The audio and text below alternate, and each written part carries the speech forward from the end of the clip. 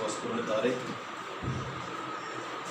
அனைவருக்கும் ஆண்டவராகிய இயேசு கிறிஸ்து நாமத்தினாலே ஓய்வு நாளின் காலை வணக்கத்தை அன்போடு தெரிவித்துக் கொள்கிறேன். ஒருவேளை அரசாங்கத்தின் விதிமுறையின் காரணமாக இந்த நாளிலே நாம் ஆலயத்தில் கூடி வந்து அவரை தொழுது கொள்ள முடியாத ஒரு சூழ்நிலை ஏற்பட்டாலும் கூட வீடுகளிலே நீங்கள் தங்கி கடவுளை தொழுது கொள்ளத்தக்கதாக இந்த நாளின் ஆராதனை அது முழுவதுமாக பதிவு செய்யப்பட்டு யூடியூப்பில் அப்லோட் செய்யப்பட்டு அது நீங்கள் கடவுளை தொழுது கொள்ளத்தக்கதாக உங்களுக்கு அனுப்பி வைக்கப்படும்.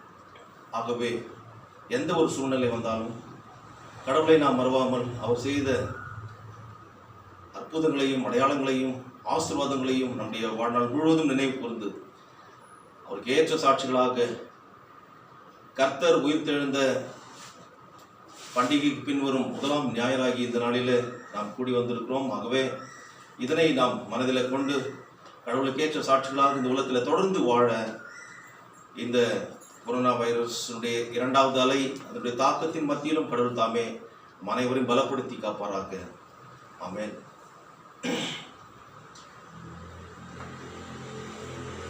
கடவுளுடைய நாமத்தை மகிமைப்படுத்தும் மனமாக 148ஆம் சங்கீதத்தை நாம் அனைவரும் இந்த நேரத்தில் முறைமுறையாக வாசிப்போம். Let us read Psalm 148 in a responsive manner. பாடல் புத்தகத்தில் 224வது பக்கம். அல்லேலூயா, வானங்களில் கர்த்தரை துதியுங்கள், உன்னதங்களில் அவரை துதியுங்கள். நீங்கள் யாவரும் அவரை துதியுங்கள், அவர் சேனைகளே நீங்கள் யாவரும் அவரை துதியுங்கள். சூரிய சந்திரரே அவரை துதியுங்கள், பிரகாசமுள்ள சகல நட்சத்திரங்களே அவரை துதியுங்கள். வானாதி வானங்களே அவரை துதியுங்கள், வானங்களின் மேலுள்ள தண்ணீர்களே அவரை துதியுங்கள். அவைகள் கர்த்தரின் நாமத்தை துதிக்க கடவது, அவர் கட்டளையிட அவைகள் சிருஷ்டிக்கப்பட்டன. அவர் அவைகளை என்றும் உள்ள சதா காலங்களில் நிலைத்திருக்க செய்தார், மாறாத நியமத்தை அவைகளுக்கு நியமித்தார். பூமியில் கர்த்தரை துதியுங்கள், வலு சர்ப்பங்களே சகல ஆழங்களே, அகிலியே கல்மழையே உறைந்த பனி மூடுபனியே அவர் சொற்படி செய்யும் பெருங்காற்றே, மலைகளே சகல குன்றுகளே, கனிமரங்களே சகல கேதுருக்களே, காட்டு மிருகங்களே சகல நாட்டு மிருகங்களே, ஊரும் பிராணிகளே இரவுள்ள பறவைகளே, பூமியின் ராஜாக்களே சகல ஜனங்களே, பிரபுக்களே பூமியின் சகல நியாயாதிபதிகளே, வாலிபரே கன்னிகைகளே, முதியோரே இளைஞரே கர்த்தரை துதியுங்கள். அவர்கள் கர்த்தரின் நாமத்தை துதிப்பார்களாக. அவர் நாமமே உயர்ந்தது, அவர் மகிமை பூமிக்கும் வானத்திற்கும் மேலானது. அவர் தமது ஜனத்திற்கு ஒரு கொம்பை உயர்த்தினார். அவர் பக்தர் யாவரும் அவரை சேர்ந்த ஜனமாகிய இஸ்ரவேல் புத்திரரும் அவரை துதிப்பார்கள். அல்லேலூயா. ஆண்டவரை நோக்கி நாம் வேண்டுதல் செய்வோம். துதிகளின் மத்தியிலே வாசமா இருக்கிற எங்கள் பரிசுத்தமுள்ள திரியேக கடவுளே, இந்த மனமகிழ்ச்சியான ஓய்வு நாளின் காலை நேரத்திற்காக நாங்கள் நமக்கு நன்றி செலுத்துகிறோம் சுவாமி. கர்த்தாவே, எங்களை படைத்தவரும் எங்களை ரட்சித்தவரும் எங்களை வாழ வைத்துக் கொண்டிருக்கின்றவருமாகிய பிதா குமாரன் பரிசுத்த ஆவியாகிய கடவுளுக்கு என்னுடைய உள்ளத்தின் ஆழத்திலிருந்து நன்றியும் ஸ்தோத்திரங்களை நாங்கள் ஏறெடுக்கிறோம். கர்த்தாவே, இந்த கொரோனா வைரஸ் 2வது அலை காரணமாக எங்களுடைய பெங்களூர் பட்டணத்தில் கர்த்தாவே வருகிற 20ஆம் தேதி வரைக்குமாய் உம்மை தொழுது கொள்ள முடியாத படிக்கு ஆண்டவரே சுவாமி, எங்களுடைய ஆராதனைகள் எல்லாம் தடைப்பட்டிருந்த சூழ்நிலையிலும் கூட ஆண்டவரே உம்மை நாங்கள் தொழுது கொள்ளத்தக்கதாக ஆண்டவரே எல்லா மக்களும் திருச்சபை விசுவாசிகள் வீடுகளிலேயே தங்கி ஆண்டவரே இந்த ஆராதனையில் பங்கு பெறணுமாக இதனை பதிவு செய்யவும் ஆண்டவரே உம்முடைய கிருபை எங்களோடு தங்கி இருக்கத்தக்கதாக எங்கள் பரிசுத்தாவினர் எங்கள் மத்தியிலே இருப்பதற்காக நன்றி செலுத்துகிறோம். கர்த்தாவே, இந்த ஆராதனையின் ஆரம்பம் முதல் முடிவு வரைக்குமாய் உம்முடைய கிருபை காருண்யம் இதனை பார்த்து கொண்டிருக்கின்ற நம்முடைய பிள்ளைகள் ஒவ்வொருவரையும் சூழ்ந்து கொள்ளட்டும் சுவாமி. எங்கள் ஒவ்வொருவரையும் தரமிட்டுலாம் தாழ்த்தி உடைய பாத்திலே ஒப்புடுகிறோம். நீர் பெருகவும் நாங்கள் சிறுகவும் உம்முடைய நாமத்தை நாங்கள் உயர்த்துகிறோம். எங்களை தரமிட்டுலாம் தாழ்த்தி உடைய பாத்திரம் ஒப்புடுகிறோம். நீரே எங்களை காத்துக்கொள்ளும், வழிநடத்தும். எல்லா துதி கன மகிமை உமக்கே எடுக்கிறோம். இந்த விண்ணப்பத்தை எங்கள் ஆண்டவர் மறுமலர்ச்சிகரமா இருக்கிற இயேசு கிறிஸ்து மூலமே எடுக்கிறோம் பிதாவே. ஆமென். கடவுளுடைய திருநாமத்தை மகிமைப்படுத்தி 617வது பாடலை நாம் பாடுவோம். அல்லேலூயா, கர்த்தரையே ஏகமாய் துதியுங்கள் என்ற பாடல்.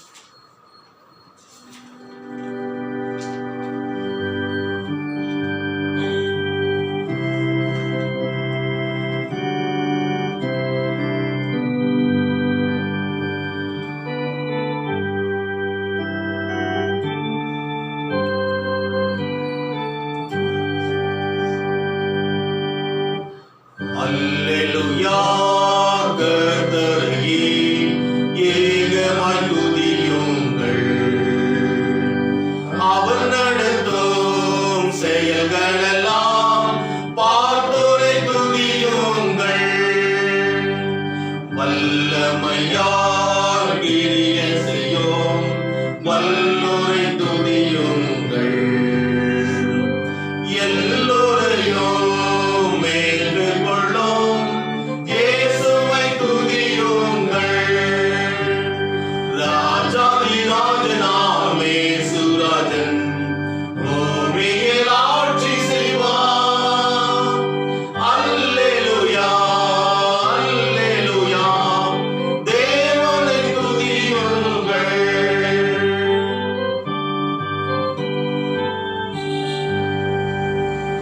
தம்போடும் வீணையோடும் கர்த்தரை துதியுங்கள்.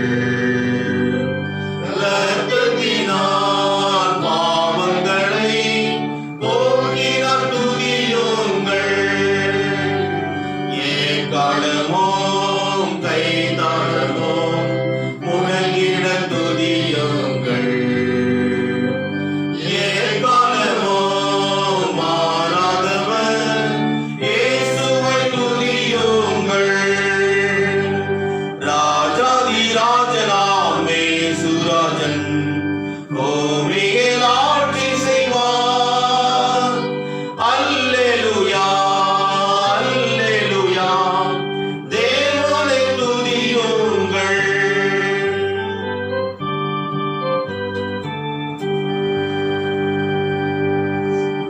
சூரியனே சந்திரனே தேவனை துதியுங்கள். ஒளியதனை எங்களுள்ள அனைத்தோரை துதியுங்கள். அக்கினியே கல்மழையே படைத்தோரை துதியுங்கள். அக்கினியால் கல்மனதை உடைப்போரை துதியுங்கள். ராஜாதி ராஜனாம் இயேசுராஜன் பூமியில் ஆட்சி செய்வார். அல்லேலூயா, அல்லேலூயா, தேவனை துதியுங்கள்.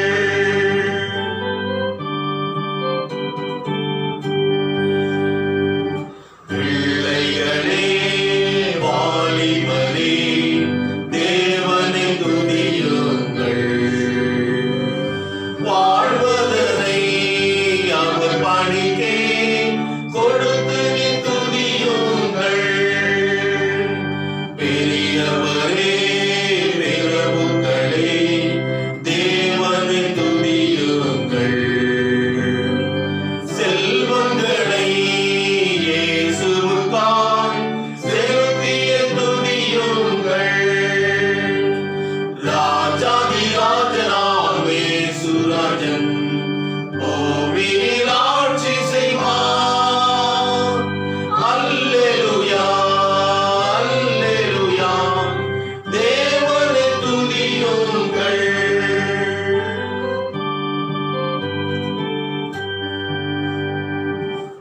ஆழ்கடலே சமுத்திரமே தேவனை துதியுங்கள். அலை அலையாய் ஊழியர்கள் எழும்பினார் துதியுங்கள். தூதர்களே முன்னோடிகளே தேவனை துதியுங்கள். பரலோகத்தை பரிசுத்தர்கள் நிரப்புவார் துதியுங்கள். ராஜாதி ராஜனாம் இயேசுராஜன் பூமியில் ஆட்சி செய்வார். அல்லேலூயா, அல்லேலூயா, தேவனை துதியுங்கள்.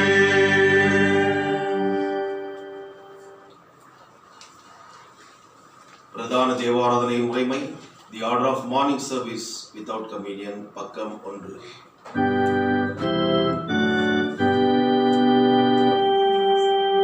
நமது ஆரம்பம் பிதா குமாரன் பரிசுத்தாவே நாமத்தில் உள்ளது.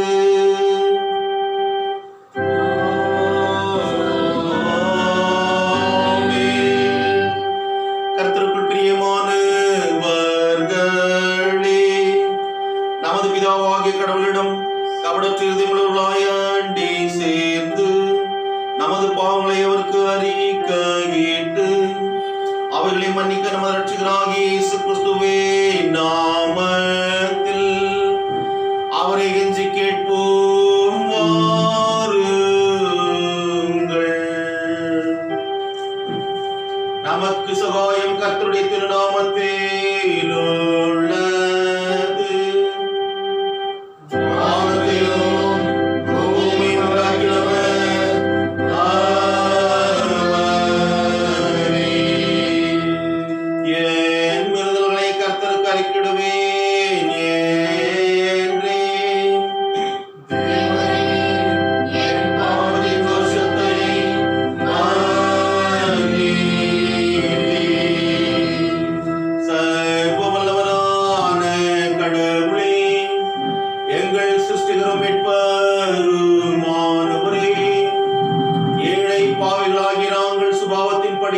பாவமுள்ளவர்களும் தீட்டுள்ளவர்களுமாயிருக்கிறோம் என்றும் மனத்தினாலும் வாக்கினாலும் நடப்பினாலும் உமக்கு விரோதமாய் பாவம் செய்தோம் என்றும் அறிக்கையிடுகிறோம். ஆதலால் எங்கள் ஆண்டவராகிய இயேசு கிறிஸ்துவின் நிமித்தம் நீர் காட்டின கிருபையை தேடி உம்முடைய அளவற்ற இரக்கத்தில் அடைக்கலம் புக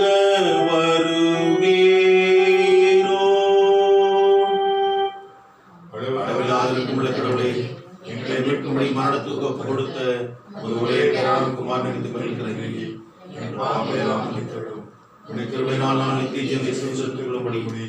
உண்மையும் மரியாதையான அறிவில் வசனத்துக்கு உண்மையான கீழ்ப்படிதலையும் கொண்டு எங்கள் எதிரில் அறைப்படுத்த வேண்டும் என்று வேண்டிக்கொள்கிறோம். கர்த்தாவே, ஆமென்.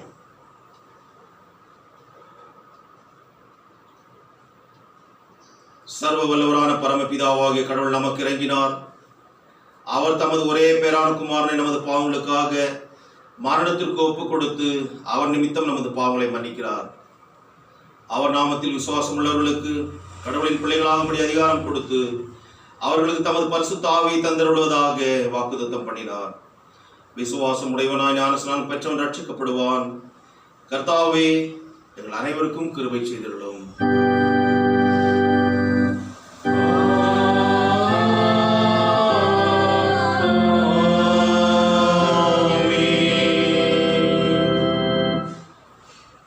உயிர்த்தெழுந்த பண்டிகைக்கு பின்வரும் முதலாம் ஞாயிறு, the first Sunday after Easter, நாளுக்கு என்று குறிக்கப்பட்டிருக்கின்ற ஆரம்ப வாக்கியம் பக்கம் 90.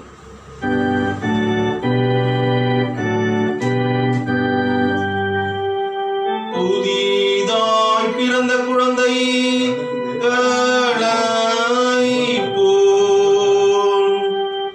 களங்கமில்லாத ஆத்மீக பாலின் மேல்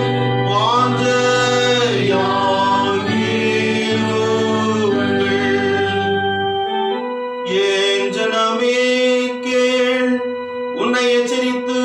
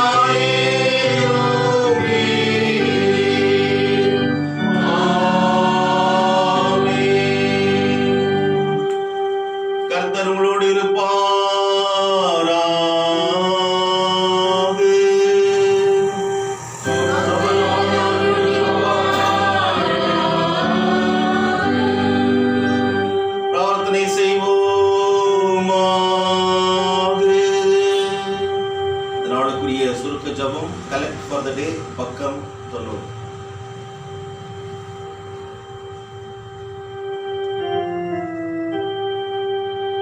சர்வ வல்லமையுள்ள கடவுளே, எங்கள் ஆண்டவருடைய உயிர்த்தெழுதலை பயபக்தியோடு கொண்டாடின நாங்கள் உம்முடைய கிருபையினால் அதன் கரைகளை எங்கள் வாழ்க்கையிலும் நடக்கையிலும் கொடுக்கும்படி எங்களுக்கு அருள் புரிய வேண்டும் என்று உம்மோடும் பரிசுத்த ஆவியோடும் ஏக கடவுளாய் என்றென்றைக்கும் பீழைத்து ஆண்டு கொண்டிருக்கிற மது குமாரனாகிய எங்கள் நாதர் இயேசு கிறிஸ்துவின் மூலமாய் உம்மை வேண்டிக் கொள்ளுகிறோம்.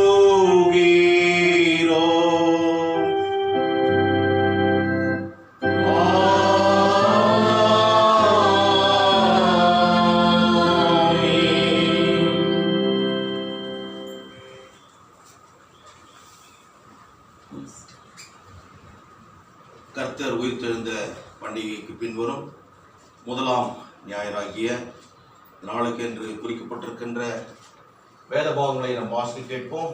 முதலாவதாக பழைய ஏற்பாட்டுக்கு பதிலாக புதிய ஏற்பாட்டிலே சரித்திர புஸ்தகமாகிய அப்போஸ்தலர் நடபடிகள் 4ஆம் அதிகாரம் வசனங்கள் 32 முதல் 35 வரை வாசிக்க கேட்போம். அப்போஸ்தலர் நடபடிகள், The Acts of Apostles, chapter 4 verses 32 to 35. விசுவாசிகளாகிய திரளான கூட்டத்தார் ஒரே இருதயமும் ஒரே மனமும் உள்ளவர்களாயிருந்தார்கள். ஒருவனாகிலும் தனக்குள்ளவைகளில் ஒன்றையும்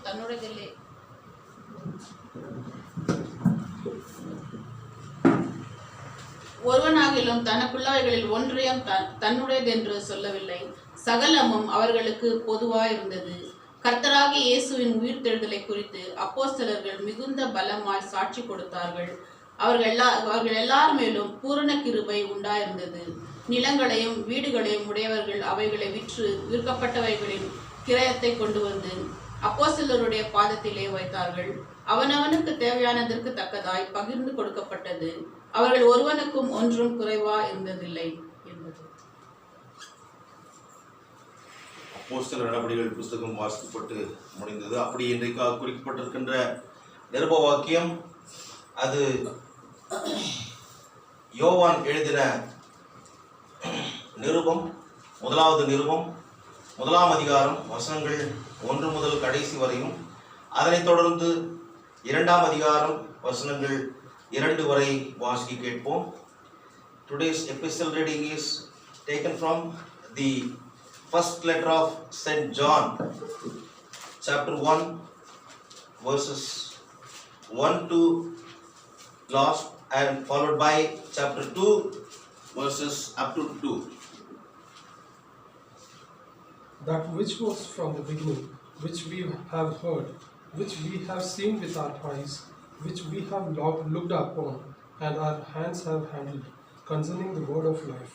The life was manifested, and we have seen, and bear witness, and declare to you that eternal life which was with the Father and was manifested to us.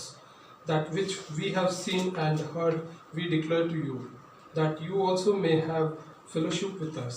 And truly our fellowship is with the Father and with His Son Jesus Christ. And these things we write to you that your joy may be full. This is the message which we have heard from Him and declare to you, that God is light and in Him is no darkness at all. If we say that we have fellowship with Him and walk in darkness, we lie and do not practice the truth. But if we walk in the light as He is in the light, we have fellowship with one another, and the blood of Jesus Christ, His Son, cleanses us from all sin. If we say that we have no sin, we deceive ourselves, and the truth is not in us. If we confess our sins, He is faithful and just to forgive us our sins and to cleanse us from all the unrighteousness. If we say that we have not sinned, we make Him a liar, and His word is not in us. Chapter 2, verse 1. My little children, these things I write to you, that you may not sin. And if anyone sins, we have an advocate with the Father, Jesus Christ the righteous. And He Himself is the propitiation for our sins, and not for ours only, but also for the whole world. Here is today's epistle reading.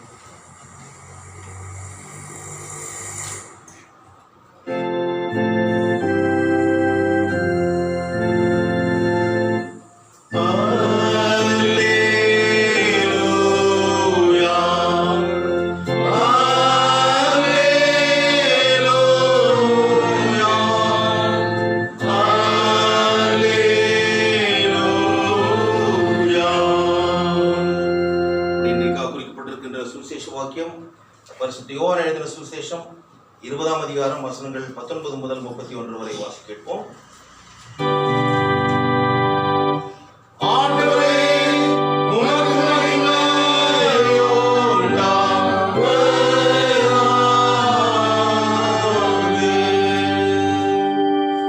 The Gospel according to Saint John, chapter 20, verses 19 to 31.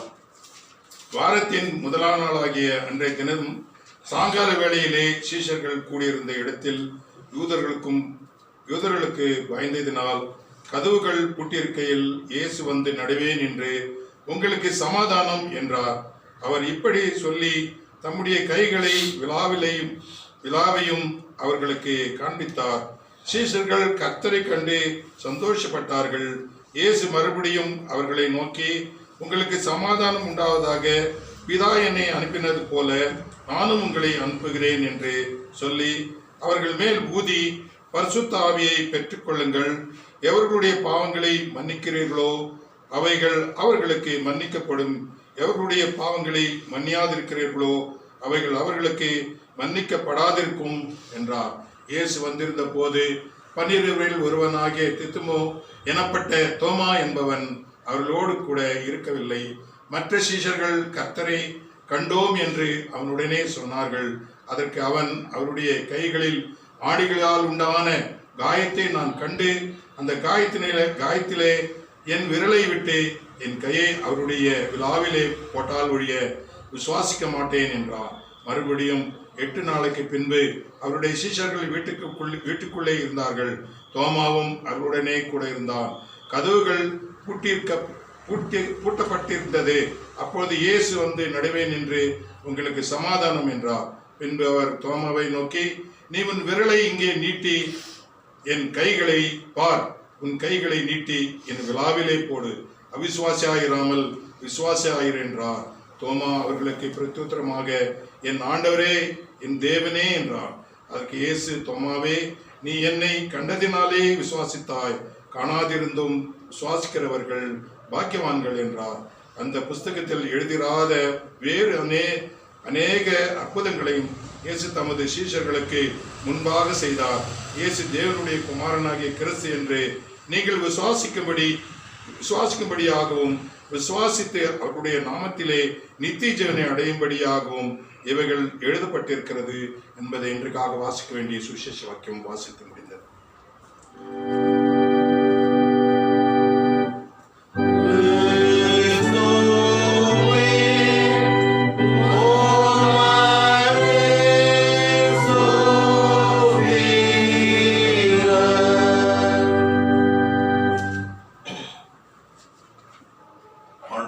வாழ்வளிக்கக்கூடிய வார்த்தைகளை வாசிக்க கேட்கலாம். அதற்கு மறுமொழியாக நம்முடைய விசுவாசத்தை உறுதி செய்யுமாக உலகில் உள்ள சகல பரிசுத்தவான்களோடு கூட சேர்ந்து அப்போஸ்தல விசுவாச பிரமாணத்தை பயபக்தியை அறிக்கை செய்வோம். பக்கம் 10.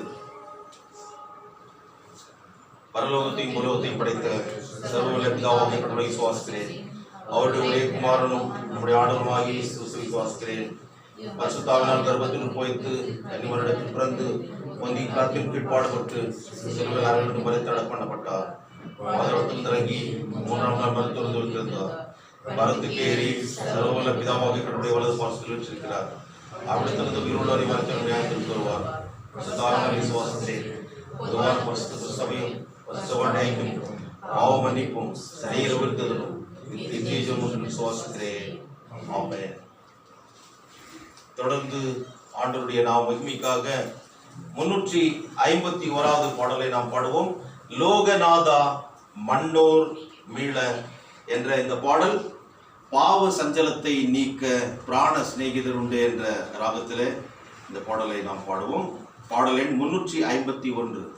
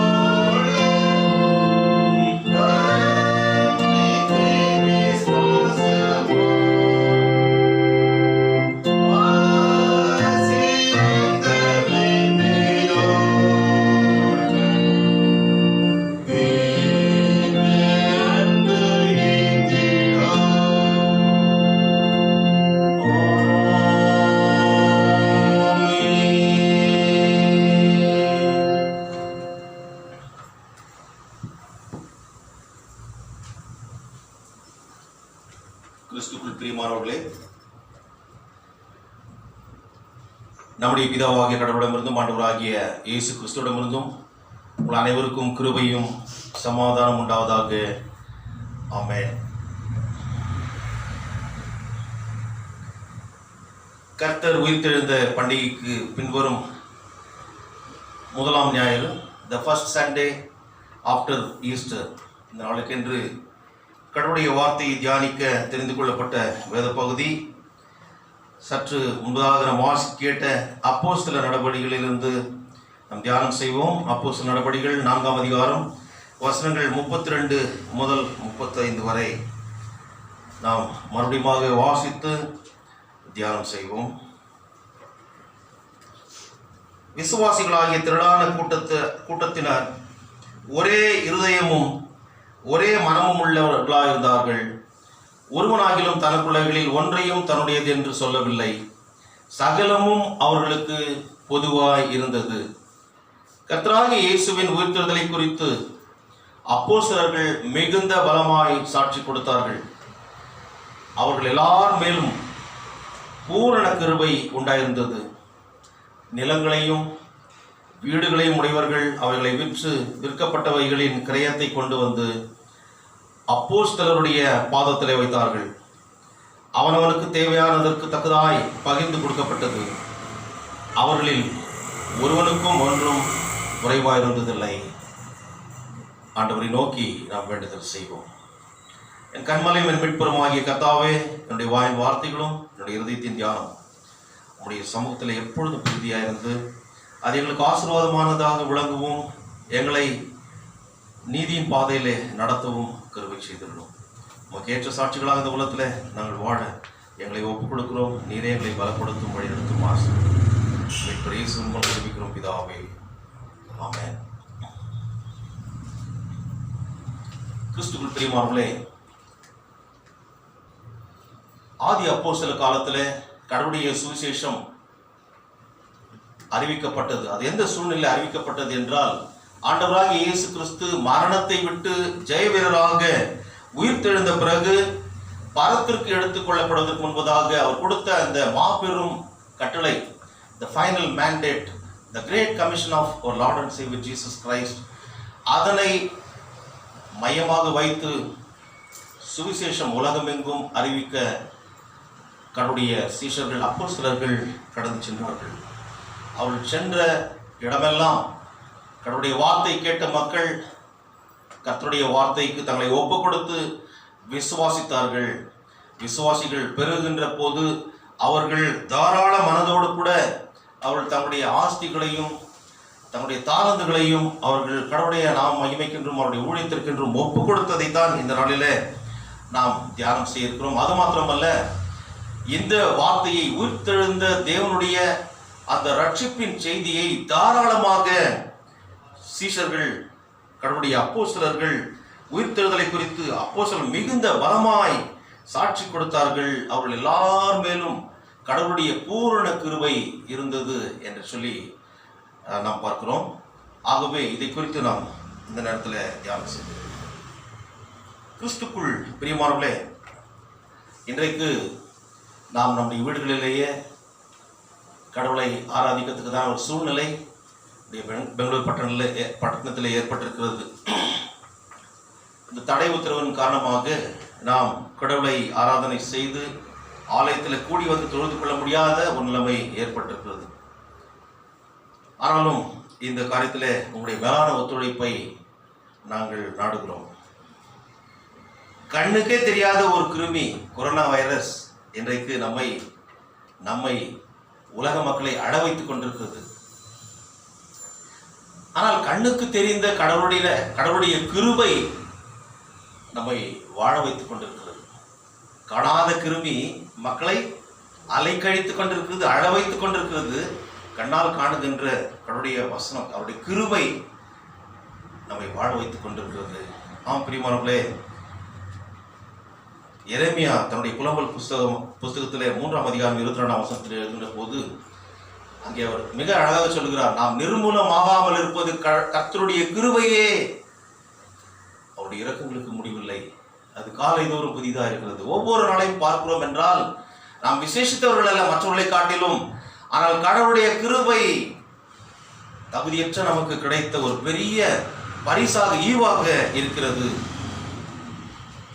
கிறிஸ்துவுக்குள் பிரியமானவர்களே, வாசிக்க கேட்ட அப்போஸ்தலர் 4ஆம் அதிகாரம் 31 நாம் எடுத்துக்கொள்வோம். 31 35 வரை உள்ள இந்த சம்பவங்கள் ஆண்டவராகிய இயேசு கிறிஸ்து உயிர்த்தெழுந்த பிறகு அவர் கல்லறையிலே, அதாவது இன்றைக்கு நாம் வாசிக்க கேட்ட சுவிசேஷ வாக்கியத்தில் நாம் பார்க்கிறோம். யோவான் எழுதின சுவிசேஷம் 20ஆம் அதிகாரம் 19 31 வரைக்குமாய் பார்க்கின்ற போது, முதலாவதாக அவர் தன்னை மகதலேனா மரியாளுக்கு வெளிப்படுத்துகிறதை பார்க்கிறோம்.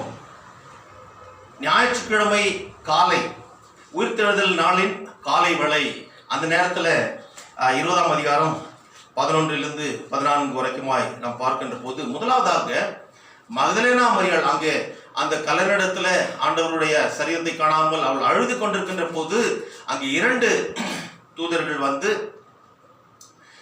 உயிர் தெழுந்த தேவனை நீ ஏன் மரித்தோரிடத்தில் தேடுகிறாய் என்று சொல்லி அவளை பலப்படுத்தி அவருடைய அழுகையை நிற்க வைக்க அவர்கள் ஆறுதலான வார்த்தை சொல்லிக் கொண்டிருக்கின்ற போது, அங்கே நடக்கின்ற சம்பவத்தை நாம் பார்க்கிறோம்.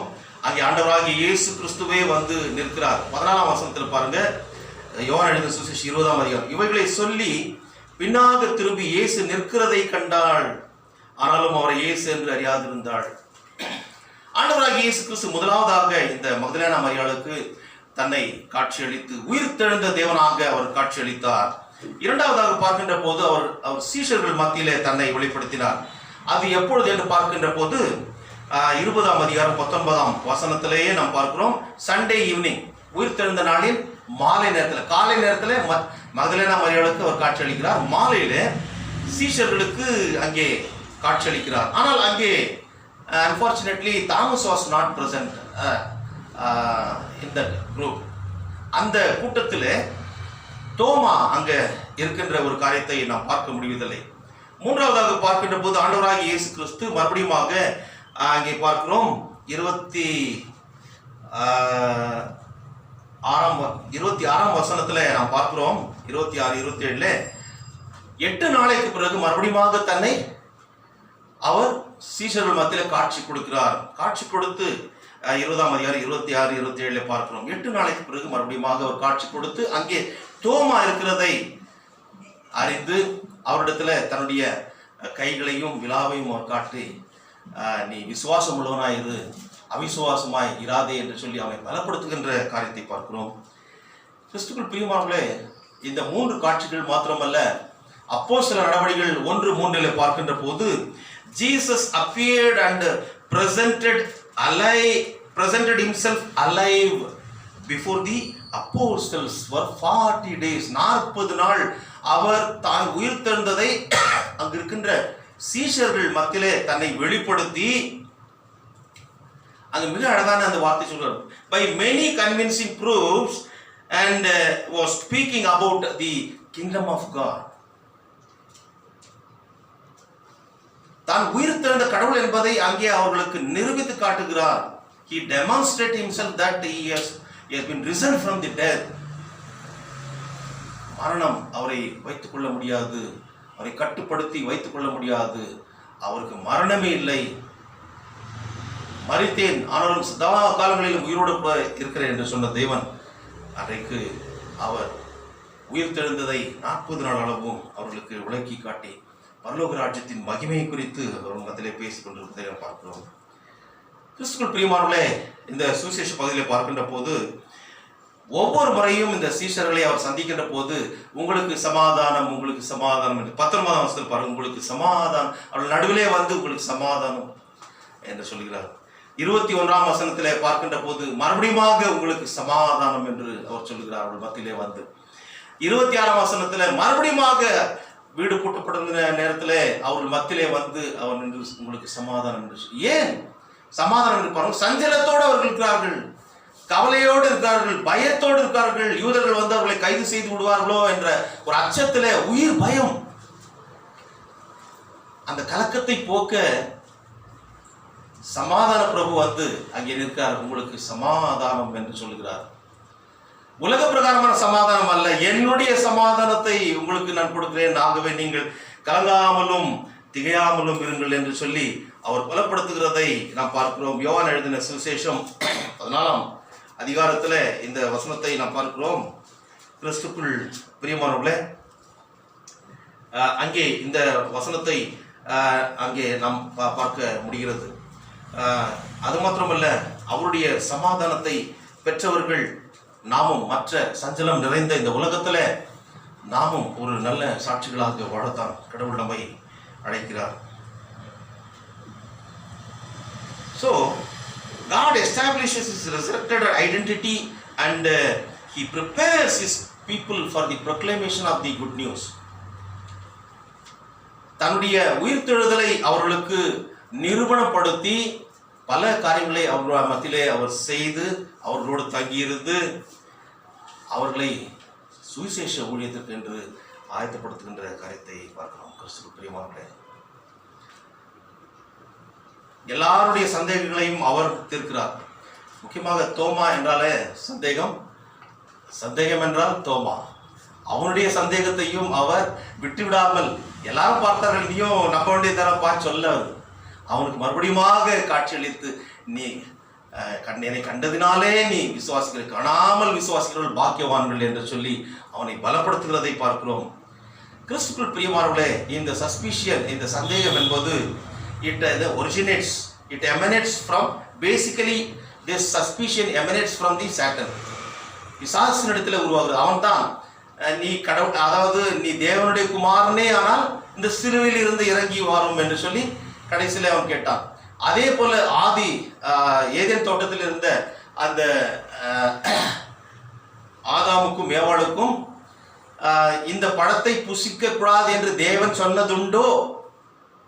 So Satan creates the basic suspicion.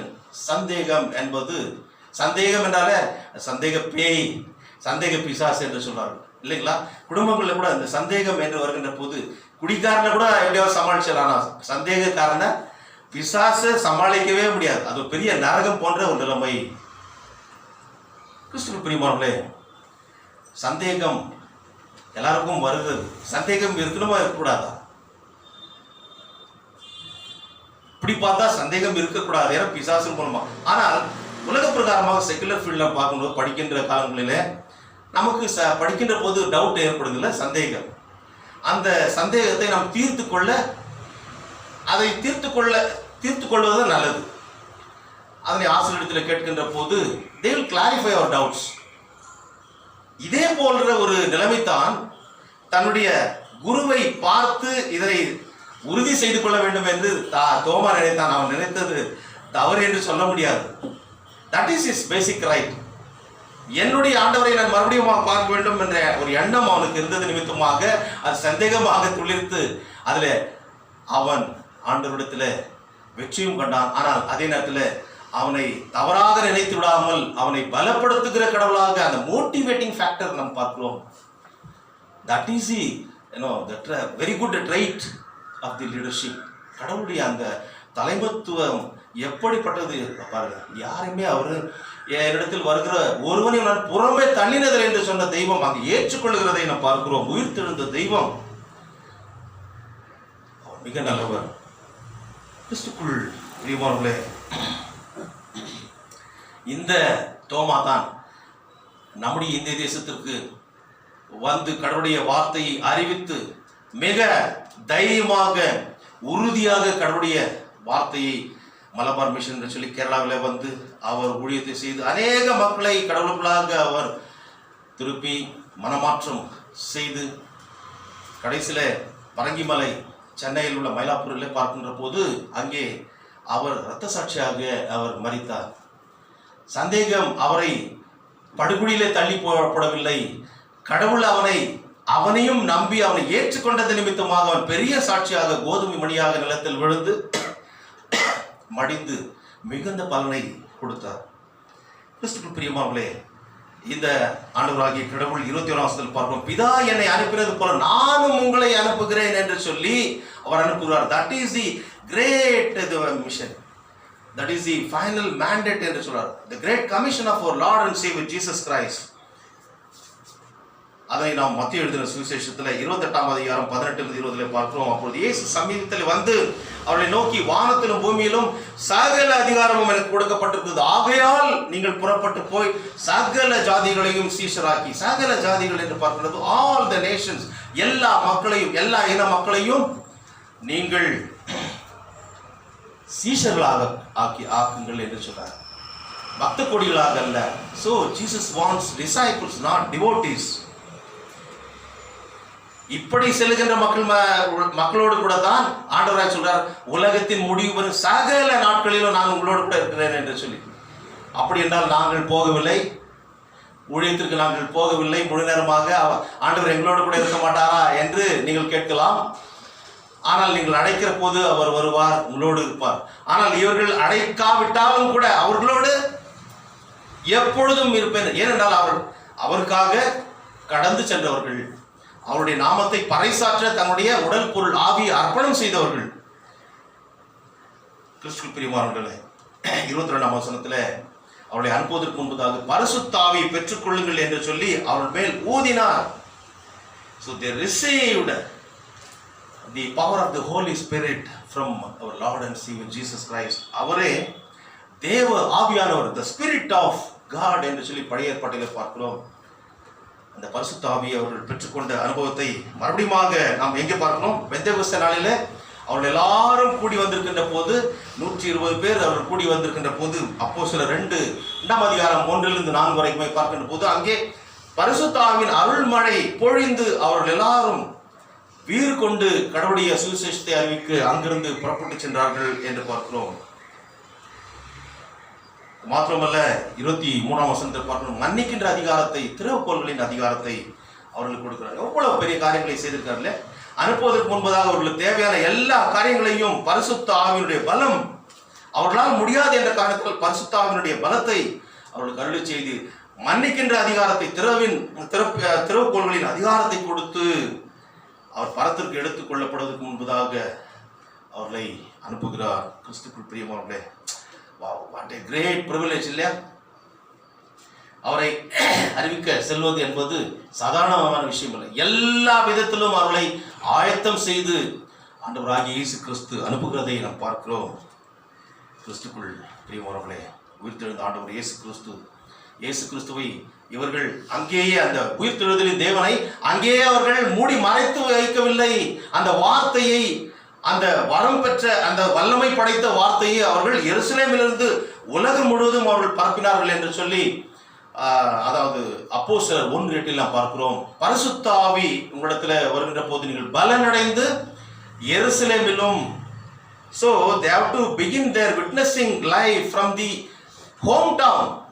எருசலேமிலே, நம்முடைய வாழ்க்கையில கூட, நம்முடைய வீடுகளிலே எந்த ஒரு எழுப்புதல், இந்த மறுமலர்ச்சி என்பது வர வேண்டும். பிறகு அப்படியே அது தொடர வேண்டும். உலகம் முழுவதும் இது பரவினது. பரிசுத்த ஆவி இடத்தில் வருகின்ற போது நீங்கள் பலனடைந்து எருசலேமிலும், யூதியாவிலும், சமாரியாவிலும், பூமியின் கடைசி பரிந்து சாட்சிகளாக இருப்பீர்கள் என்று சொன்ன அந்த காரியத்தை அவர்கள் நிறைவேற்றினார்கள். கிறிஸ்துவுக்குள் பிரியமானவர்களே, இந்த எல்லா காரியங்களையும் பார்த்த சீஷர்கள் இன்றைக்கு நம்ம வாசி கேட்ட நிருபவாக்கியத்தில் பார்க்கிறோம். 1 யோவான் 1 முதல் கடைசி வரை தொடர்ந்து 2ஆம் அதிகாரம் 2ஆம் வசனம் வரைக்கும் பார்க்கின்ற போது, அங்கே 10ஆம், அதாவது 1 யோவான் 1:1-2 நாம் பார்க்கின்ற போது, இந்த ஆண்டவராகிய இயேசு கிறிஸ்துவனுடைய இலவச ரட்சிப்பையும் அவருடைய ஜீவ வார்த்தையும் அறிவிக்க சென்ற அப்போஸ்தலர்கள் அந்த ஜீவ வார்த்தையாகிய இயேசு கிறிஸ்துவை அவர்கள் அந்த வசனத்தை அவரிடத்திலிருந்தே கேட்டவர்கள். புரிஞ்சதுல? அந்த வசனம் பாருங்க, 1ஆம் வசனம், ஆதி, அந்த வசனம் படிங்க. ஆதி முதல் இருந்ததும், ஆதி முதல் இருந்ததுன்னா அவர் இருக்கிறவராகவே இருக்கிறார். Is alpha. நாங்கள் கேட்டதும் அவரிடத்தில் அவர்கள் கேட்டார்கள். அவர் சொல்ல தம்முடைய காதுகளிலே கேட்ட சாட்சிகள், அவரை கண்ணார கண்டவர்கள், நாங்கள் நோக்கி பார்த்தவர்கள், அவரை நோக்கி பார்த்து பலத்தை பெற்றுக் கொண்டவர்கள், வல்லமை பெற்றுக் கொண்டவர்கள், எங்களுடைய கைகளினாலே தொட்டதுமா இருக்கிற ஜீவ வார்த்தையை உங்களுக்கு அறிவிக்கிறோம். இந்த ஜீவ வார்த்தையை அறிவிக்க சென்ற அப்போஸ்தலர்கள், சீஷர்கள் எல்லா அனுபவத்தை பெற்றவர்கள், இயேசுவோடு இருந்து எல்லா அனுபவத்தையும் அவரிடத்திலிருந்து கற்றுக்கொண்டவர்கள், பார்த்தவர்கள், கேட்டவர்கள், அவரை தொட்டவர்கள், அவரோடு சாப்பிட்டவர்கள், அவரோடு உறங்கினவர்கள், அவருக்காக வல்லமையாக எழுந்து இப்பொழுதுமாய் புறப்பட்டு செல்கிறதை நாம் பார்க்கிறோம். கிறிஸ்துவுக்குள் பிரியமானவர்களே, அந்த ஜீவனுள்ள தேவனாகிய கர்த்தருக்கு சாட்சி கொடுக்க அதை மக்களுக்கு அவர்கள் அறிவித்தார்கள். அதைத்தான் இன்றைய செய்தியிலே நாம் பார்க்கிறோம். அதன் பயனாகத்தான் இந்த நாளின் செய்தியிலே அப்போஸ்தலர் 4ஆம் அதிகாரம் 31-35 சொன்னவனமாக அங்கே நாம் பார்க்கின்றவனமாக அப்போஸ்தலர்கள் வீரதீரமாக அவர்கள் சுவிசேஷத்தை அறிவிக்கின்ற பணியை செய்கிறார்கள். 33ஆம் வசனத்தில் பார்க்கிறோம், அப்போஸ்தலர்கள் இயேசுவின் உயிர்த்தெழுதலை குறித்து மிகுந்த பலமாய் சாட்சி கொடுத்தார்கள். மிகுந்த பலமாய் சாட்சி கொடுத்தார்கள் என்று பார்க்கின்ற போது, they bore witness to the risen Christ in a great and powerful manner. அது வந்து பாருங்க, மிகுந்த பலமாய் சொல்லுவது great power என்று சொல்லி, இதற்கு கிரேக்க வார்த்தையில பார்க்கின்ற போது dunamis என்று சொல்லி, powerfully they bore witness to the witness for the risen Christ. dunamis என்ற கிரேக்க வார்த்தை ஆங்கிலத்தில் போனோம் டைனமைட் போல, டைனமைட்னா வெடித்து சிதறக்கூடிய குண்டு இல்லையா, இல்லையா? அதே போல அவர்கள் வெடித்து சிதறி தைரியமாக சுவிசேஷத்தை அறிவித்து உலகம் எங்கும் அவளை பார்க்கிறவர்கள், உலகத்தை கலக்கிறவர்கள் இங்கேயும் வந்து விட்டார்கள் என்று சொல்லத்தக்கதாக அவர்கள் வல்லமையாய் கடவுளுடைய ஊழியத்தை செய்தார்கள்.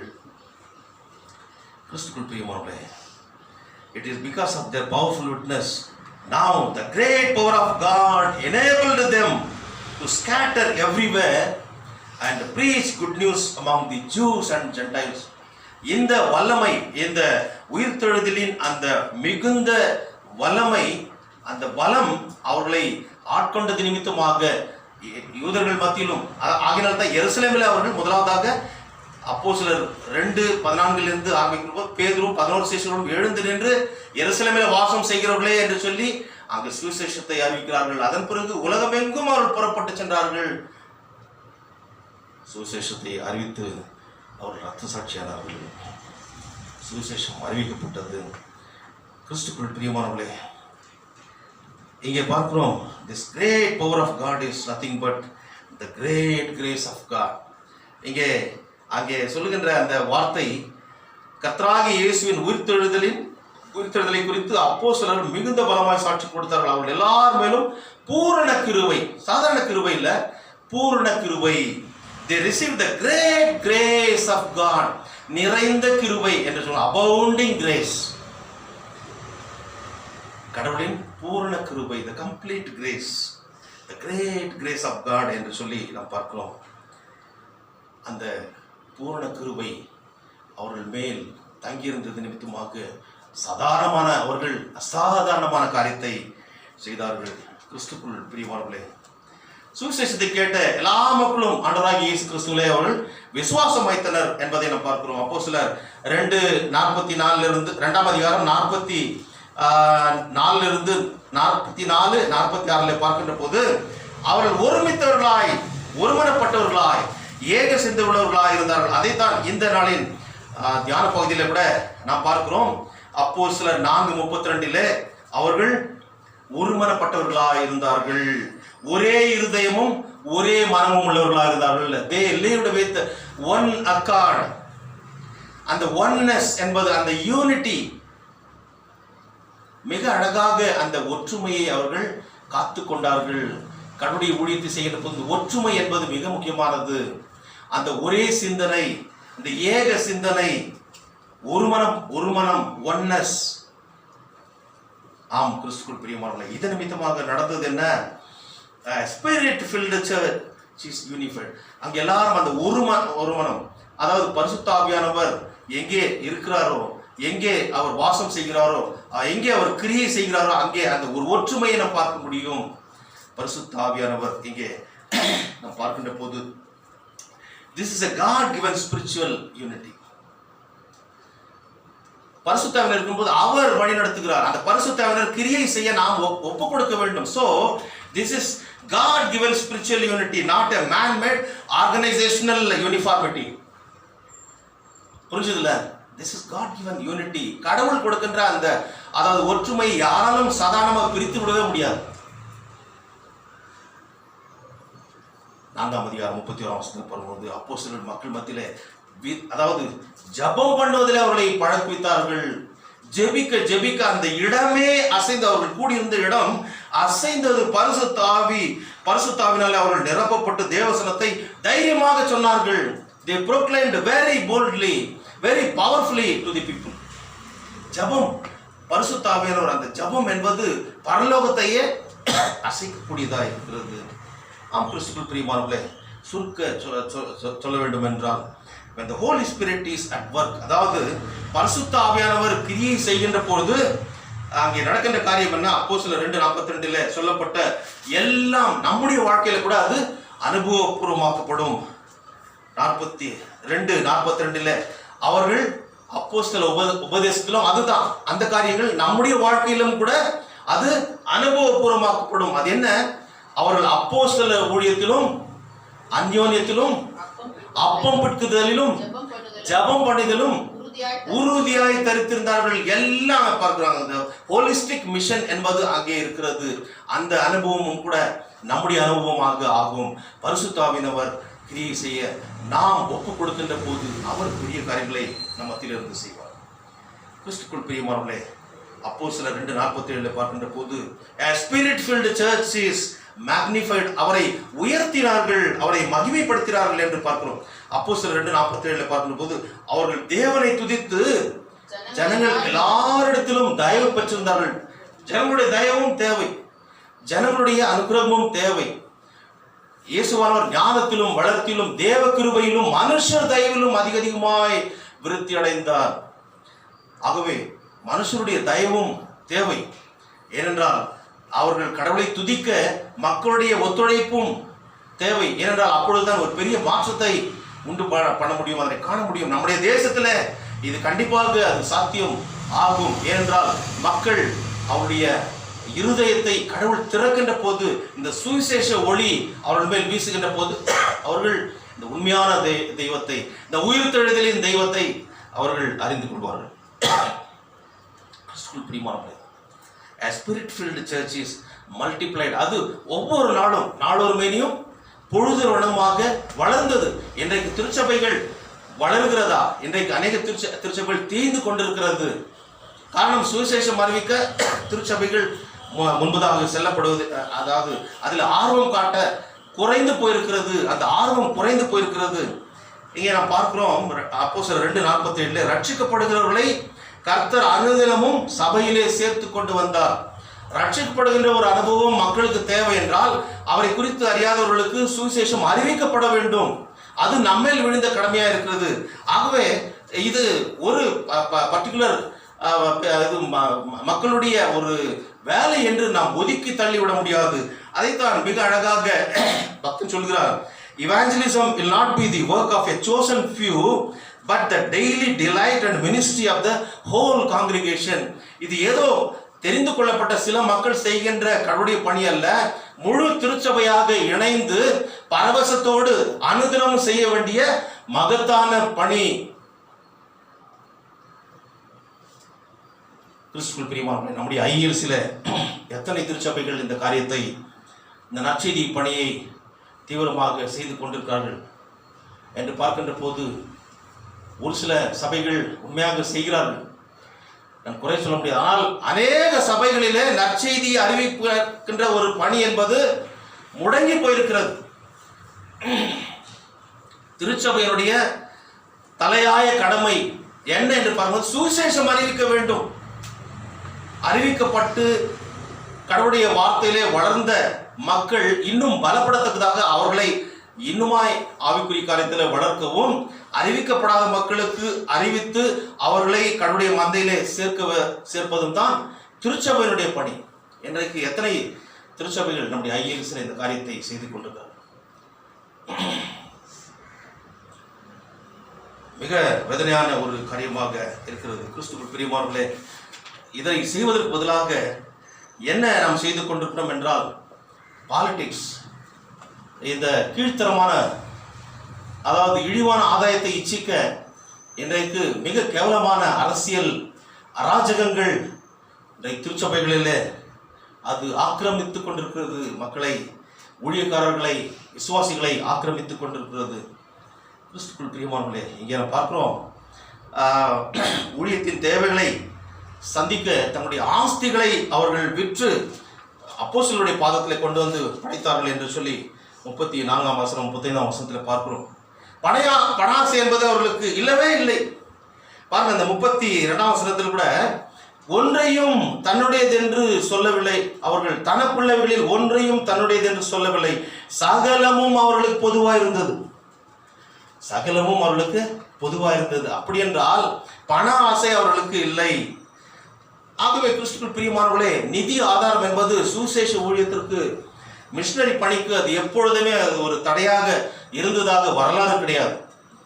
அன்றைக்கு அவருடைய அந்த தேவைகள், விசுவாசிகள் அதனை தங்களுடைய ஆஸ்திகளை விற்று, தங்களுடைய நிலங்களை விற்று கொண்டு வந்து அப்போஸ்தலருடைய பாதங்களிலே அவர்கள் கொடுத்தார்கள் என்றால் கடவுளுடைய ஊழியத்தை, நற்செய்தி பணியை அவர் சந்திக்கிறார் தம்முடைய மக்கள் மூலமாக. இன்றைக்கு திருச்சபையுடைய ஊழியத்தை கூட நீங்கள் கொடுக்கின்ற காணிக்கையின் மூலமாக அவர் சந்திக்கிறார். நம்முடைய திருச்சபையின் மூலமாக வட இந்திய பகுதிகளில் சுவிசேஷம் அறிவிக்க நாம் கூடிய சீக்கிரத்தில் அனுப்ப வேண்டும். அறிவிக்கப்படாமல் வறண்ட பாலைவனமாக இருக்கிறது சுவிசேஷத்திற்கு. ஆகவே என்னுடைய பங்கு என்ன? நம்முடைய நிலங்களை, நம்முடைய ஆஸ்திகளையும் விற்று இந்த நாட்களிலே நாமும் கூட அதற்காக எல்லாவற்றையும் விற்று என்றால முழு மனதோடு அதிகமாக நாம் கொடுத்து ஊழியத்தை அறிவிக்கப்படாத இடங்களிலே அறிவிக்க நாம் முன்வர வேண்டும் என்பதை தான் இந்த நேரத்தில் வலியுறுத்தி இதன் மூலமாக நான் சொல்ல விரும்புகிறேன். கிறிஸ்துவுக்குள் பிரியமானவர்களே, இந்த பண ஆசை அன்றைக்கு அவர்களிடத்தில் இல்லை. இன்றைக்கு திருச்சபையில இது, அதாவது இந்த பண ஆசை திருச்சபை ஆட்டி படைத்து அது புரட்டி போட்டு கொண்டிருக்கும் ஒரு வலு சர்பத்தின் ஆயுதமாக இருக்கிறதை நாம் பார்க்கிறோம். ஒரு பொசிஷன் வரணும்னா இந்த செக்குலர் பாலிடிக்ஸ்ல பண்றது போல மக்களை திரட்டி குரூப்பா பார்க்கின்ற காரியங்கள், பணத்தை கொடுத்து அவர்களுக்கு பார்ட்டி இருந்தாலும் மிக கீழ்த்தரமான காரியங்கள், பதவி, இந்த பதவி கொடுக்கிறேன், அந்த பதவி கொடுக்கிறேன் என்று சொல்லி எல்லாம் கிறிஸ்துவுக்குள் பிரியமான பதவி வந்த பிறகு பணம் சம்பாதிப்பதையே அதாவது தங்களுடைய லட்சியமாக கொள்ளுகின்ற ஊழியக்காரர்களும் உண்டு. கேவலமாக இல்லையா? 1 பேதுரு 5ஆம் அதிகாரத்தில் பார்க்கிற முதல் 5 வசனங்களிலே இழிவான ஆதாயத்தை இச்சிக்காத படிக்கு, இருமாப்பாய திருச்சபை ஆளாத படிக்கு நாம் ஒரு நல்ல ஒரு சாட்சிகளாக, முன்மாதிரியாக நாம் இருக்க வேண்டும் என்று சொல்லி கடவுள் விரும்புகிறார். கிறிஸ்துவுக்குள் பிரியமானவர்களே, இந்த பண ஆசை சுயநலத்தை தூண்டி மக்களை, அதாவது கடவுளுடைய ஊழியத்தை, இந்த உயிர்த்தெழுந்த தேவனை உலகமெங்கும் உறக்க சொல்லி ஆத்துமாக்களை ஆதாயப்படுத்த வேண்டிய ஊழியத்தை உற்சாகம் செய்ய வைத்த, அதாவது உற்சாகம் செய்ய வைக்கின்ற தேவ சித்தத்திற்கு இது உலை வைக்கின்ற ஒரு காரியமாக இருக்கிறது. எது? பண ஆசை. அறிவிக்க வேண்டும். ஐயா, இது தீர்மானம் பண்ணலாதா? ஐயா விடுங்க, அது பார்க்கலாம், பிறகு பார்க்கலாம் என்று சொல்லுகின்ற போது அங்கேயே அது முட்டுக்கட்டை விழுகிறது. இதுவே ரட்சணிய நாள். எஸ்தர் அன்றைக்கு நீ இந்த நாளில் எழும்பாவிட்டால் ரட்சிப்பு வேறு வழியாக வரும் என்று சொல்லப்பட்டது, எச்சரிப்பின் செய்தி. ஆனால் நீ கணக்கு கொடுக்க வேண்டும். ஆம், கிறிஸ்துவுக்குள் பிரியமானவர்களே, இந்த பண ஆசை உலகத்தையே இன்றைக்கு புரட்டி போட்டுக் கொண்டிருக்கிறது. வின்ஸ்டன் சர்ச்சில், அதாவது the prime minister of United Kingdom, அவர் ஒருமுறை பிபிசி இன்டர்வியூக்காக அவர் சென்றிருந்த போது அவருடைய காரை நிறுத்தி அவருடைய அந்த நேரத்தில் அந்த கார் டிரைவர்கிட்ட சொல்கிறார், ஒரு 40 மினிட்ஸ் நீ வெயிட் பண்ணுப்பா, நான் வந்துடுறேன். அவருடைய டிரைவர் இல்லை, வேற ஒரு காரில் போயிருக்காரு. அப்போது அவர் சொல்கிறாரு, அந்த டிரைவர் சொல்கிறாரு, நான் இல்லை ஐயா, நான் வந்து வெயிட் பண்ண முடியாது. ஏன்னா என்னுடைய பிரைம் மினிஸ்டர் வின்ஸ்டன் சர்ச்சில் அவருடைய பேச்சு, அவருடைய மேடை பேச்சு எல்லாரும் கேட்கணும். அது வந்து இப்போ ஒளிபரப்புறாங்க, அதனால அதை கேட்கணும். இவருக்கு ரொம்ப சந்தோஷம் ஆயிடுச்சு. அது இவர் தான். ஆனாலையும் அவனுக்கு வெளிப்படுத்தி கொள்ளாமல் அவனுக்கு உடனே என்ன செய்தாரு, ஒரு 20 பவுண்ட் எடுத்து அவன் கையில் அது கொடுக்குறாரு. 20 பவுண்ட்ஸ் என்பது அந்த காலத்தில் ஒரு பெரிய பணம். அது கொடுத்த பிறகு அதை அவன் வாங்கிக்கிறான். ஆனால் இவர் தான் வின்ஸ்டன் சர்ச்சில்னு தெரியும். அதன் பிறகு அவன் சொல்கிறான், பண ஆசை எப்படி புரட்டி கொடுத்து பாருங்க. 40 நிமிஷம் அதை பேச்சை கேட்கணும்னு சொன்னான். சொல்லி ஆவாதுன்னு சொன்னவன் பணத்தை வாங்கணுன்னு, ஐயா நீங்கள் போயிட்டு வாங்க, நீ எவ்வளோ நேரமாக ஆனாலும் சரி வாங்க, பரவாயில்ல உங்களுக்கு காத்துங்கிறான். இந்த வின்ஸ்டன் சர்ச்சில் ஆகுது, மண்ணாங்கட்டியாகுது. Let him go to hell, let him go to hell. அவன் எங்கே போட்டான், எப்படியாவது நாசமாக போட்டான் அவன். அப்படி பணம் வந்த உடனே அவருடைய அதாவது அவருடைய எண்ணமே மாறி போகிறதை பார்க்கிறோம். பண ஆசை எல்லா தீமைக்கும் வேறாக இருக்கிறது என்று சொல்லி நாம் வேதத்திலே பார்க்கிறோம். கிறிஸ்துக்குள் பிரியமானவர்களே, யாருக்காய் வாழ்கிறாய் நீ இந்த வையகம் தண்ணிலே, யாருக்காய் வாழ்கிறாய் என்று சொல்லி பக்தன் அழகாக பாடுகிறார். See how the principles have been modified in favor of money. நம்முடைய அதாவது திட்டங்களே, நம்முடைய கொள்கைகளே மாறி போகிறது பணத்தை பார்த்தோன்னு. இன்றைக்கு இந்த பணம் தான் நாடுகளை விற்கத்தக்கதான ஒரு சூழ்நிலை. அதாவது இந்த பப்ளிக் செக்டர் என்டர்பிரைசஸ் இன்றைக்கு எதற்காக விற்கிறாங்க? ஒன்றா போயிருக்குது. கவர்மெண்ட் ஆர்கனைசேஷன்லாம் விற்று பிரைவேட்டைசேஷன் ஆயிருக்குது. எல்லாம் பணத்துக்காக, அவள் கொடுக்கின்ற பணத்தை வாங்கிக் கொள்வதற்காக இன்றைக்கு அரசாங்கங்கள் விற்று கொண்டிருக்கிறது பணத்திற்காக. அது மாத்திரமல்ல, ரீசெண்டாக நடைபெற்ற இது எலெக்ஷன்ல கூட ஓட்டு பணத்திற்காக விற்கப்பட்டது. ஆனால் ஓட்டை பணத்திற்காக பெற்றுக்கொண்டு ஓட்டை போட்டவர்கள் தங்களுக்கு வேட்டு வைத்துக் கொண்டார்கள். 5 வருட காலம் அவர்கள் பட வேண்டும். பணம் எப்படியாக அது பாதாளம் வரை பாய்கிறது என்பதை பார்க்கிறோம். கிறிஸ்துக்குள் பிரியமானவர்களே, ஒரு பெருமை புகழ் வேண்டும் என்றால் பணத்தை கொடுத்து வாங்கிக் கொள்கிறார்கள். ஒரு குடும்பங்களிலே பணம் என்பது தான் பல பிரச்சனைகளுக்கு ஒரு காரணமாக இருக்கிறது. நண்பர்கள் மத்தியிலே பணம் கொடுக்கல் வாங்கலிலே தான் பிரச்சனைகள் ஏற்படுகிறது. அது மாத்திரமல்ல, பணத்தை வைத்துக் கொண்டிருப்பவர்களை கொன்று அதனை பிடுங்கிக் கொள்ளுகின்ற காரியமும் இந்த உலகத்தில் சாதாரணமாக நடைபெற்ற வட இந்திய பகுதியில் பார்க்கின்ற போது ஜஸ்ட் ஒரு 200 rupees 500 rupeesக்காக அதனை எடுத்துக்கொள்ள வேண்டும் என்று கொலையே செய்கிறார்கள். காட்டு மிராண்டித்தனமான காரியங்கள். இன்றைக்கு பண ஆசை எல்லா தீமைக்கும் வேறா இருக்கிறதை அதிகபட்சமாக உணர முடிகிறது. நம்முடைய வாழ்க்கையில கூட சரி, இந்த காரியங்கள் நம்மை ஆட்டி படைத்துக் கொண்டிருக்கிறது. Even in our life, ourselves in many occasions, we're all being made as slaves for money. நாமும் கூட இந்த பணத்திற்கு அடிமைகளாக்கப்பட்ட ஒரு சூழலை வாழ்ந்து கொண்டிருக்கிறோம். பணம் பணம் என்றிடும் பலரும் உண்டு இந்த புவியினிலே, இந்த புவியினிலே. மனமெல்லாம் செல்வத்தை சேர்த்திடவே இந்த புவியினிலே, இந்த புவியினிலே. இந்த இவர் மூச்செல்லாம் ஆஸ்திக்காய் அலறி நிற்கும், இவர் மூச்செல்லாம் ஆஸ்திக்காய் அலறி நிற்கும். ஆனால் வாழ்வெல்லாம் வறட்சியும் தாட்சியுமே. யாருக்காய் வாழ்கிறாய் நீ இந்த வையகம் தனிலே, நீ வாழ்ந்திடும் நாட்கள் எல்லாம் யாருக்காய் வாழ்கிறாய் நீ? கிறிஸ்துக்குள் பிரியமானவர்களே, கர்த்தருடைய பணி செய்து நம்முடைய வாழ்க்கையிலே நாம் சாதனை செய்து சரித்திரத்திலே இடம் பிடிக்க நாம் தயாரா, அல்லது சாதனை இழந்து வேதனையோடு சஞ்சலத்தோடு நம்முடைய ஓட்டத்தை முடிக்கவா கடவுள் நம்மை படைத்தார்? எது நம்முடைய ப்ரியாரிட்டி, எது நம்முடைய ப்ரெஃபரன்ஸ் என்று இந்த நேரத்தில் நாம் தீர்மானம் செய்வோம்.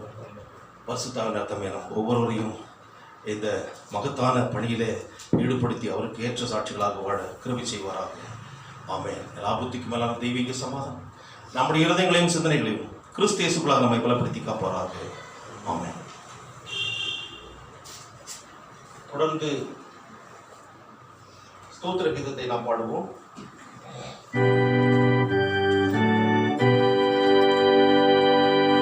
கடவுளே, சுத்த இருதயத்தை என்னிலே சீர்தூர் செய்யும்.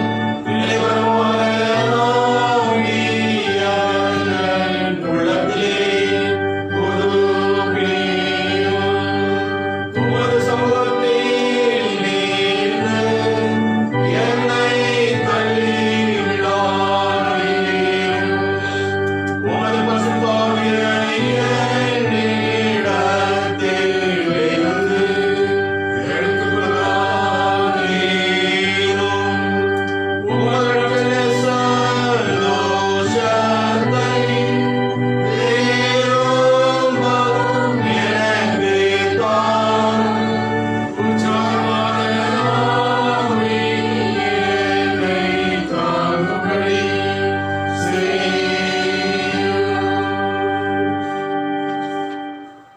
ஆண்டவரை நோக்கி நாம் வேண்டுதல் செய்வோம்.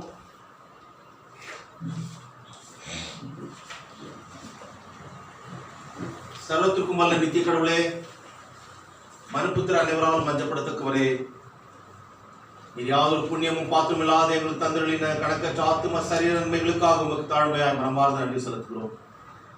உடைய ரட்சணை வசனத்தையும் உடைய வீட்டின் பரிசுத்த நியமங்களையும் எங்களுக்கு இன்று சுத்தமாய் காப்பாற்றி வந்ததற்காக உண்மை விசேஷமாய் ஸ்தோத்திரிக்கிறோம். உலகம் எங்கும் போதக சுத்தத்தையும் உம்முடைய வார்த்தை வல்லமையோடு பிரசங்கிக்கும் உண்மையுள்ள போதகர்களையும் உம்முடைய திருச்சபை கொடுத்து காப்பாற்ற வேண்டும் என்று உண்மை வேண்டிக் கொள்கிறோம். எல்லா தீரா துன்பங்களிலும் ஆபத்து காலங்களிலும் உம்முடைய ஜனத்தின் ரட்சகராகவும் பாதுகாப்பாளராகவும் உம்முடைய திருச்சபையில் உள்ள ஐக்கியத்திலும் எங்களுடன் கிறிஸ்துவோடு உள்ள சகோதர ஒற்றுமையிலும் நாங்கள் நல்ல போராட்டத்தை போராடி கடைசியில் எங்கள் ஆத்ம ரட்சிப்பை பெற செய்வோம்.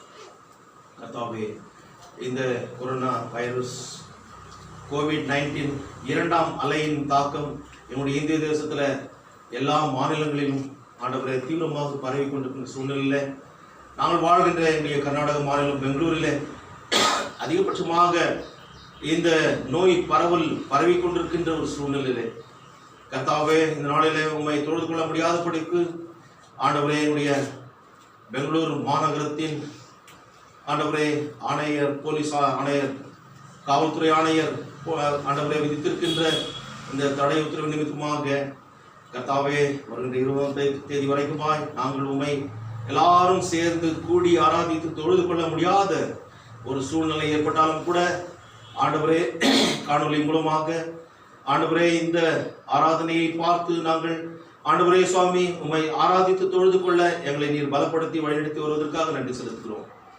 எங்களை தொடர்ந்து நீரே பலப்படுத்து சுவாமி. இந்த நேரத்தில் இந்த கொரோனா வைரஸினால் பாதிக்கப்பட்டிருக்கிற என்னுடைய அருமை விசுவாசிகள் ஊழியக்காரர்களுக்காக நாங்கள் வேண்டுதல் செய்கிறோம். கர்த்தாவே, என்னுடைய திருச்சபையினுடைய தலைவர், அவருடைய மாமா கர்த்தாவே அருள் திரு கிறிஸ்டோபர் ஐயர் அவர்களுக்காக நாங்கள் வேண்டுதல் செய்கிறோம். கர்த்தாவே, ஐயர் அவர்களுக்கு நல்ல பரிபூர்ண சுகத்தையும் பலத்தையும் ஆரோக்கியத்தை கட்டளையிட்டு ஐயம் அவர்களையும் ஆண்டவரை பிள்ளைகளையும் நீர் ஆசீர்வதித்து வழிநடத்தல் ஜெபிக்கிறோம். கர்த்தாவே சுவாமி, அதே போல கர்த்தருக்குள் நித்திரையடைந்த ஆண்டவரே FMPB மிஷனரி ரெவரண்ட் இமானுவேல் இறைக்குச்சை அவர்களுக்காக ஆண்டவரே அவருடைய நல்ல வாழ்க்கையை நினைத்து உங்களுக்கு நன்றி செலுத்துகிறோம். கொரோனாவில் பாதிக்கப்பட்டு கர்த்தருக்குள் நித்திரையடைந்து தம்முடைய 3 வாலிப பெண் பிள்ளைகளை இந்த பூலோக வாழ்க்கையிலே ஆண்டவரே விட்டு சென்றிருக்கின்ற ஆண்டவரே அவருடைய நல்ல ஆண்டவரே ஊழிய வாழ்க்கைக்காக, சாட்சியுள்ள வாழ்க்கைக்காக நன்றி செலுத்துகிறோம்.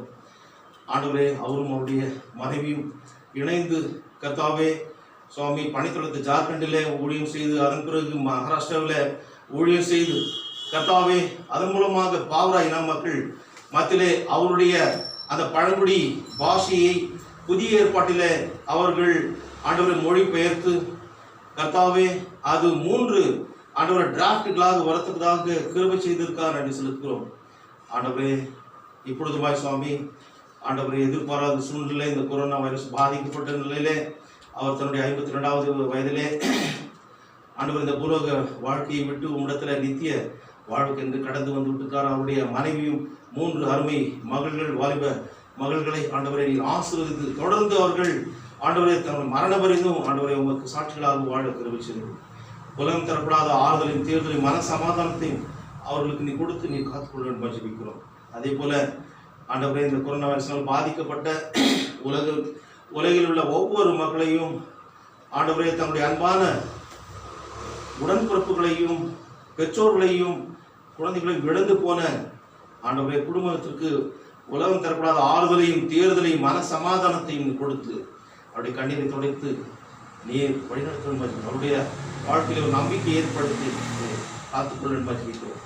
கூடிய சீக்கிரத்தில் ஆண்டவரே, இந்த கொரோனா வைரஸ் ஆண்டவரே மற்றுமாய் ஆண்டவரே கண்ணுக்கு தெரியாத இந்த வைரஸ்கள் எல்லாம் ஆண்டவரே சுவாமி உம்முடைய கிருபையினால அது முற்றிலுமாக ஒழிக்கப்படவும் நாங்கள் உம்முடைய தயவினால் காக்கப்படவும் இந்த உலகத்தில் நாங்கள் சாட்சியாக உம்மை நாங்கள் அறிவிக்கவும் எங்களுடைய பணியை ஆண்டவரை நாங்கள் சிறப்பாக செய்து ஆண்டவரை உத்தம சாட்சிகளாக நாங்கள் விளங்கவும் உம்முடைய இரண்டாம் வருகைக்கு என்று நாங்கள் ஆயத்தப்படவும் ஆண்டவரே எங்களுடைய இந்திய தேசத்து மக்களை ஆண்டவரே நாங்கள் உம்முடைய ஊழியத்தில் ஆண்டவர் சிலுவை நிலையில் கொண்டு வந்து சேர்க்கவும் அவர்களையும் உம்முடைய இரண்டாம் வருகைக்கு என்று நாங்கள் ஆயத்தப்படுத்தவும் திருச்சபையாகிய ஆண்டவரே எங்கள் மத்தியிலே திருச்சபையின் தலைவராகிய நீர் பேசினதற்காக நன்றி செலுத்துகிறோம்.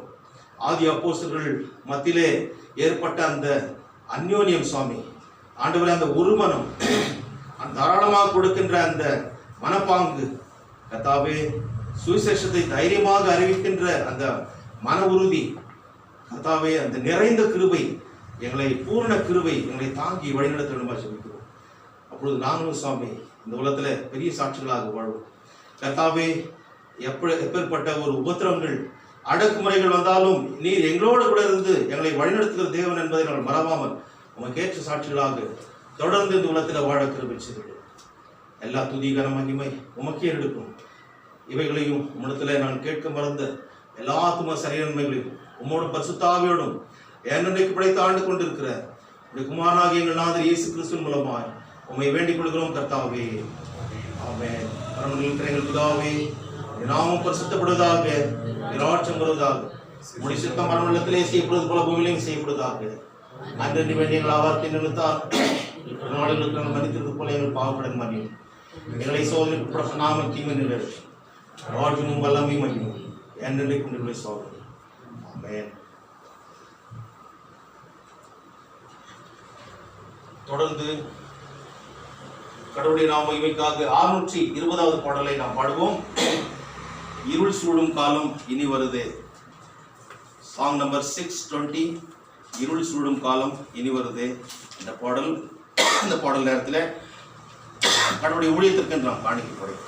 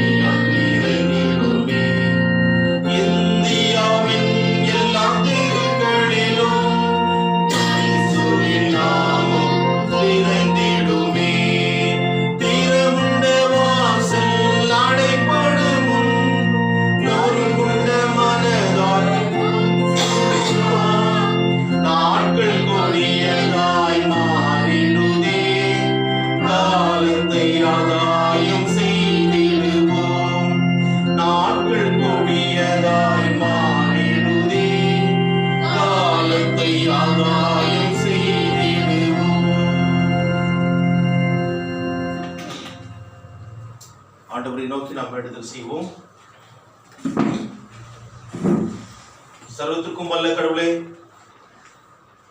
உடைய சன்னிதானத்தில் நான் படைத்திருக்கின்ற என்னுடைய எளிய காணிக்கை பிரியமாய் அங்கீகரித்து ஆசீர்வதித்து இது உடைய நாம மகிமைக்கனுடைய ராஜ்ய பரமதற்கு என்றும் பிரயோஜனப்படும்படி செய்திருக்கிறோம். தன்னுடைய இல்லங்களிலே ஊழியத்திற்கென்று காணிக்கைகளை படைத்து அதனை சேகரித்து உடைய பிள்ளைகள் ஒவ்வொருவரையும் சாமி நீர் அளவில்லாமல் நீர் ஆசீர்வதித்து உடைய ஊழியத்தை தாங்க கர்த்தாவே அவருடைய தாராள மனதை அவர்கள் திறக்கவும் ஆண்டவரே, இதன் மூலமாக உங்களுடைய சுவிசேஷம் அது பலுகி பெருகும்படியாக நீர் ஒவ்வொரு திருச்சபைகளிலும் ஆண்டவரே எங்களுடைய திருச்சபையிலும் நீர் அப்பேற்பட்ட ஒரு பெரிய எழுப்புதலை நீர் கட்டளையிட வேண்டும் ஜெபிக்கிறோம். கர்த்தாவே ஆண்டவரே, எங்களுடைய திருச்சபையினுடைய விசுவாசிகள் ஒவ்வொருவரையும் தனித்தனியாகவும் பேர் பேராகவும் குடும்பமாகவும் நீர் ஆசீர்வதிப்படியா ஜெபிக்கிறோம். இந்த ஆண்டவரே கர்த்தாவே யூடியூப் மூலமாக ஆராதனையை பார்த்து கொண்டிருக்கின்ற நம்முடைய பிள்ளைகள் யாராக இருந்தாலும் சுவாமி கர்த்தாவே, எந்த சபையாக இருந்தாலும் கர்த்தாவே, அவர்கள் உம்முடைய ஆண்டவரே ஊழியத்திற்கென்று தங்களை ஒப்புக் கொடுக்கவும் நாம் மகிமைக்கென்றுடைய ராஜ்ய பரம்பதற்கென்றும் ஆண்டவரே அவர்கள் தங்களை ஆண்டவரே உம்முடைய பாதத்தில் ஒப்புக் கொடுத்து உமக்கென்று சாட்சிகளாக வாழ உடைய வார்த்தைகளின் மூலமாக அவர்களை நீர் பலப்படுத்தி ஆசீர்வதித்து காத்துக்கொள்ள வேண்டும் ஜெபிக்கிறோம். சர்வத்திற்கும் வல்ல கடவுளே, நான் உறுதியான விசுவாசத்தில் உமக்கு ஊழியம் செய்யும் நீ நாமத்தை அறிக்கிடுவதில் முடிவு பரிந்து நிலைத்திருக்கும். வார்த்தை கட்டப்பட்டிராமல் அந்த தன்மைக்கேற்றபடி தாராளமாய் கிறிஸ்துவனுடைய பரிசுத்த ஜனத்தின் மகிழ்ச்சிக்கும் வளர்ச்சிக்கும் பிரசங்கப்படும்படி பரிசுத்த ஆவியானவரையும் பரத்திலிருந்து வருகிற ஞானத்தையும் உமது திருச்சபை தந்திட வேண்டும் என்று ஆண்டவர் இயேசு கிறிஸ்துவின் மூலமாய் உம்மை வேண்டிக் கொள்கிறோம் கர்த்தாவே. ஆமென். கர்த்தருடைய ஆசீர்வாதத்தை பெற்றுக்கொள்வோம். கர்த்தரானவர் உன்னை ஆசீர்வதித்து உன்னை காப்பாராக. கர்த்தரானவர் தமது திருமுகத்தை உன்மேல் பிரகாசிக்க பண்ணி உன்மேல் கிருபையாயிருப்பாராக. கர்த்தரானவர் தமது திருமுகத்தை உன்மேல் பிரசன்னமாக செய்து உனக்கு சமாதானம் கட்டளையிடுவாராக.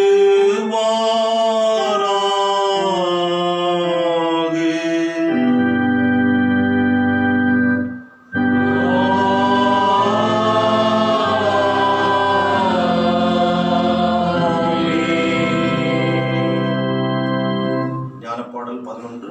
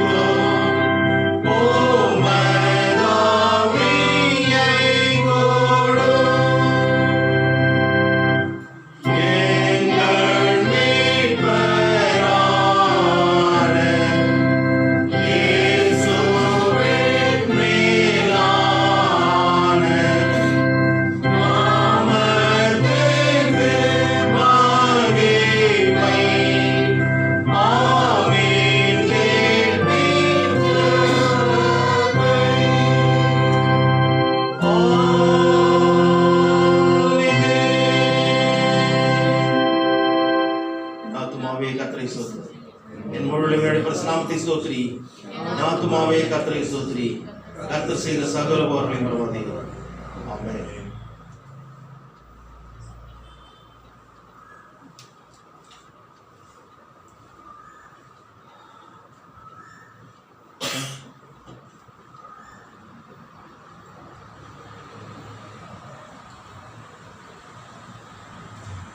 சபையார் அனைவருக்கும் ஆண்டவராகிய இயேசு கிறிஸ்து நாமத்தினாலே அன்பான ஸ்தோத்திரங்களையும் வாழ்த்துக்களையும் தெரிவித்துக் கொள்கிறேன்.